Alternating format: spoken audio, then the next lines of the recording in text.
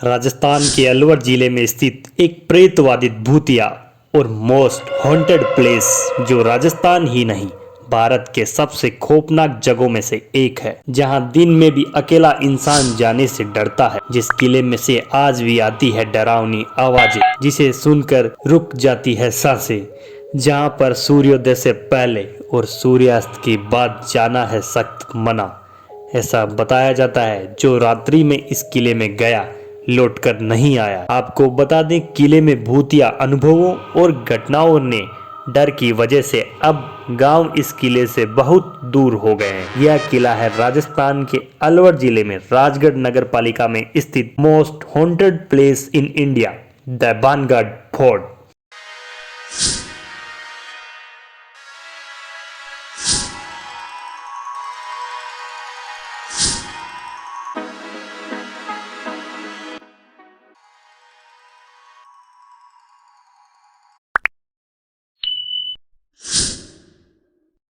बानगढ़ का किला भारत के चर्चित प्रेतवादित स्थानों में से एक है। बानगढ़ सरिस्का टाइगर रिजर्व के किनारे पर बसा हुआ है।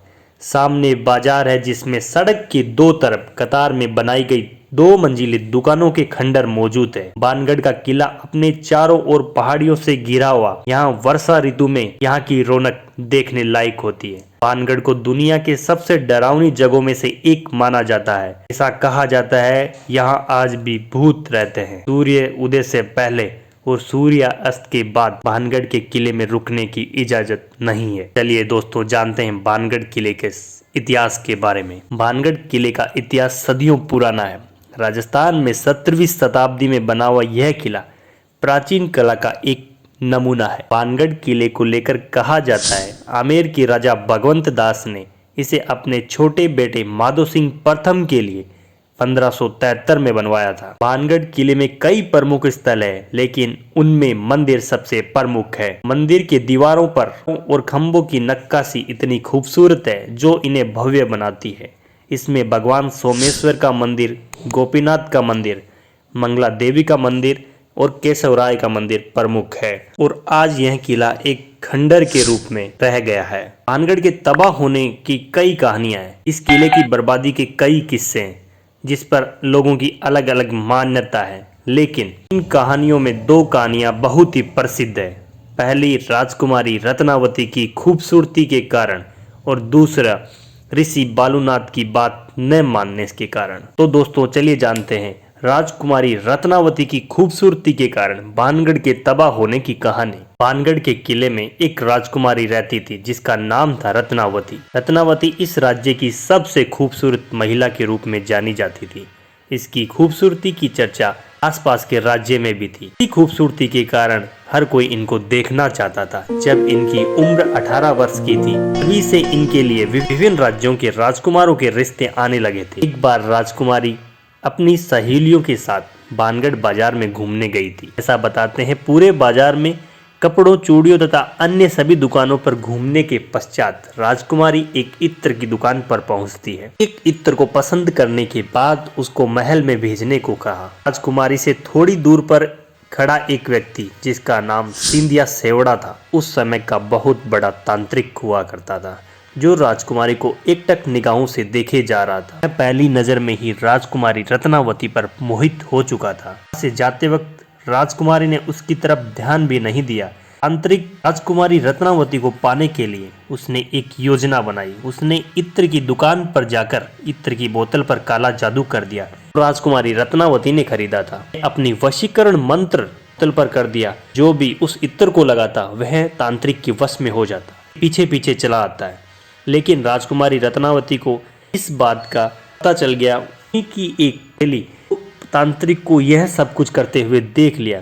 उन्होंने रास्ते में यह बात राजकुमारी रत्नावती को बताया। जब यह बात राजकुमारी रत्नावती को पता लगी तो उन्होंने उस इत्र की बोतल को एक चट्टान पर फोड़ दिया और वह चट्टान लुढ़कते हुए तांत्रिक के ऊपर जा गिरा, जिससे उसकी मृत्यु हो गई। लेकिन उस तांत्रिक ने मरते समय पूरे बानगढ़ को श्राप दे दिया कि कुछ ही दिनों में बानगढ़ तबाह हो जाएगा, यहाँ उपस्थित सभी लोग मर जाएंगे। तांत्रिक के मरने के कुछ ही महीनों बाद भानगढ़ और अजबगढ़ राज्य के बीच युद्ध हो गया, जिसमें भानगढ़ की हार हुई। वहां के सभी व्यक्ति मारे गए। जिसमें राजकुमारी रत्नावती की भी मृत्यु हो गई। बाद पूरा भानगढ़ सुनसान हो गया। लोगों का मानना है वहां पर मारे गए लोगों की आत्माएं आज भी भटकती है, इसलिए भानगढ़ के किले को भूतिया किले के नाम से जाना जाता है। दोस्तों, दूसरी कहानी है ऋषि मुनि के श्राप से भानगढ़ के तबाह होने की। भानगढ़ का किला उपस्थित है। कुछ दूरी पर एक ऋषि मुनि की कुटिया थी। ऋषि बालूनाथ रहा करते थे। भानगढ़ का किला बनवाने से पहले राजा भगवंत दास ने अपने किले के निर्माण की योजना को ऋषि को बताया। ऋषि बालूनाथ ने राजा भगवंत दास को कहा, आप यहाँ पर किले का निर्माण करवा सकते हो, लेकिन आपको उस किले की ऊंचाई को इतना रखना होगा कि उस किले की परछाई मेरी कुटिया पर ना पड़े, नहीं तो पूरा किला तहस नहस हो जाएगा। राजा भगवंत दास ने ऋषि की इस बात पर ध्यान नहीं दिया, उसे अनसुना कर दिया। उन्होंने अपने किले को 7 मंजिला तक पहुंचाया, जिसकी परछाई ऋषि बालूनाथ की कुटिया तक जाती थी। कुछ ही समय के बाद किला तबाह हो गया और वहां से सभी लोग मारे गए। भानगढ़ किले के किसी भी कहानी का कोई प्रमाण नहीं मिलता, लेकिन वहां के मूल निवासियों के अनुसार आज भी शाम होने के बाद भानगढ़ किले के गलियारों में इंसानी आवाजें सुनाई देती है कि नर्तकियों की हवेली से घुंघरू की आवाज आती है। लोगों का मानना है तो में राजा अपने दरबार में आज भी फैसले सुनाते हैं। कहा जाता है कि जो भी भानगढ़ किले में रात को रुकता है या तो मृत पाया जाता है या फिर पागल हो जाता है। ऐसी बहुत सी बातों की वजह से भारतीय पुरातत्व विभाग ने सूर्यास्त के बाद किले में प्रवेश करने पर रोक लगा दी है। के पास के स्थानीय लोग यहाँ होने वाली कई असाधारण गतिविधियों के बारे में बताया जाता है, लेकिन यह तो किसी भी इंसान के ऊपर निर्भर करता है। भानगढ़ का किला सुबह 6 बजे से लेकर शाम 6 बजे तक खुला रहता है। इसके ऐसे रोचक ऐतिहासिक इमारतों, किले, गढ़ों, इसके वीर योद्धाओं के बारे में जानने के लिए मेरे चैनल को सब्सक्राइब कीजिए। वीडियो को ज़्यादा से ज़्यादा लाइक एंड शेयर करना ना भूलें। कमेंट बॉक्स में बताइए कि क्या आप भी भानगढ़ गए हो।